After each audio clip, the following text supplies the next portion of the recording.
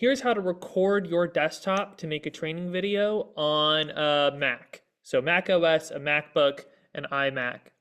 So what we're going to do is we're going to hit Command Space on the keyboard. It brings up Spotlight Search. And we're going to search for the app called QuickTime Player. We're going to open that. We can hit Enter, or you can just click it. It's going to offer you to open up an existing file. You may already have files opened. You can close out those windows if you want, so they're out of the way. We're not going to select anything that exists. Instead, we're going to go up here to the top left. We're going to click File, New Screen Recording. And now we're almost there. We're going to check our options here. So save to, you can pick where this is going to save. I've actually created a folder in my home directory, in movies, Respect Voters Coalition screen recordings, because I make a lot of these. I'm actually probably going to put it, and I even have one for Respect Missouri Voters training, but you can save it wherever you want. So I'm just choosing where to save it. Timer, none. Microphone, make sure you pick the right microphone. So I'm just using the MacBook Air microphone. I could also pick my AirPods Pro, which are called SassPods Pro here. Miniature Sass microphone. So the name of my phone is Miniature Sass. So you can also use your iPhone to record your audio as well if you want like a microphone that you want to hold close to your face. Options, show floating thumbnail. That kind of doesn't matter. Remember last selection, that just makes it so that all of these settings stay the same. Show mouse clicks, you should leave that on. Show mouse clicks is really good, leave that on. So now that we have our options selected, down here, so these first three are for just regular screenshots, and then these next two are for actual video recording. So you can record just a selection of the screen, but it's simplest just to record the entire screen. So that's this option, so you want to click this.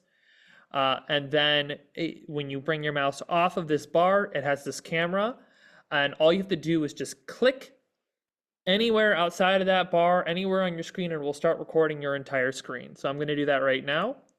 So now it's recording my entire screen. I'm actually going to click cancel on that, get that window out of the way. I'm going to go over into Safari and mess around, and I'm gonna make make sure when your Mighty Networks, read the getting started, whatever tutorial you're gonna making an event, an action network, whatever it is, you'll do that. And then when you're ready to be done, you come up to your top bar up here, and there's a little stop button right up in the top menu bar. You just click that, and that stops. And if we come back over, well, it's saved in the bottom right, but we're gonna pretend you can click that, but we can also just go into Finder. I can go into the folder that I chose. So in movies, I saved it in RVC screen recordings, and then I believe it was this one here. I can open this up. So this is just a video in QuickTime Player.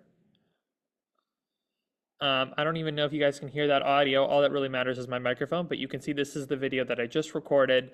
I know it's a little bit, I can hear it through my headphones, but I know that's a little bit tracking everything that's going on. Trimming the video that you recorded. So this is so what this is like, you start the video and there's like a little bit, you gotta get going, and there's like a little bit of start, and then you gotta end the video and you click it and you're kind of fumbling around, and there's a little bit of extra at the beginning and end.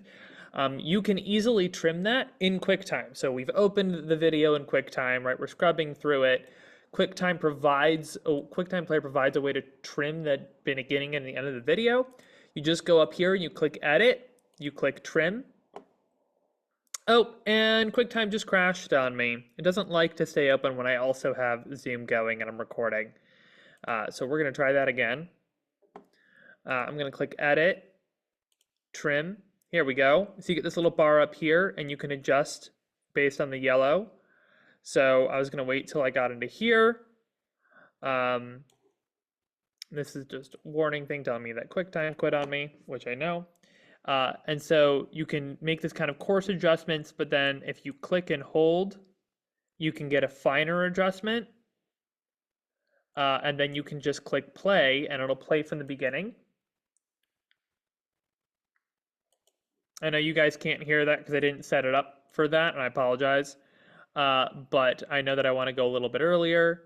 So I'm gonna go to like here, and I'm gonna click play again. And let's just say that's good. And then same with the end. We can take off the end here. Uh, we'll say there. And I find it best to just click play and then click close to the end. Click close to the end, click play. And I was listening to that audio to figure out exactly where I wanted to end. So let's say it's there. I can test it again. I can skip through it inside that yellow. And one more time just to listen. I know that I like that. So now I can click trim. And so now it has trimmed the video. Now this is a weird bug with QuickTime Player. So pay attention to this. This has been around for a while on macOS, but you're going to be fine. It doesn't want to, it saves it weird. The way to save it, the normal functions don't work. You have to click the red button in the corner to like exit out of it, and then it will prompt you to save your changes that you just trimmed the video. I know that it's like a scary button to click. You just did your changes and you think it's going to get deleted. It's not. It's going to prompt you to save it.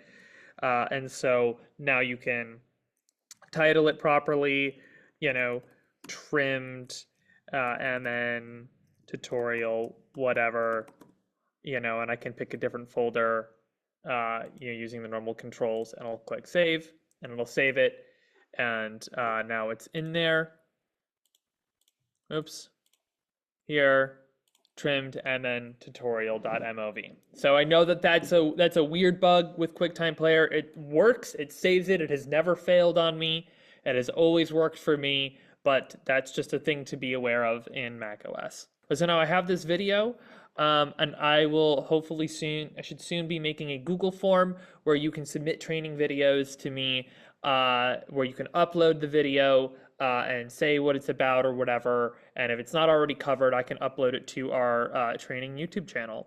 And that's it. And if you want to know how I recorded me recording this, I just use Zoom recording. So I just use a different software. But QuickTime Player is built into macOS. You have it already, so you don't have to download anything new. You already have this capability available. Okay.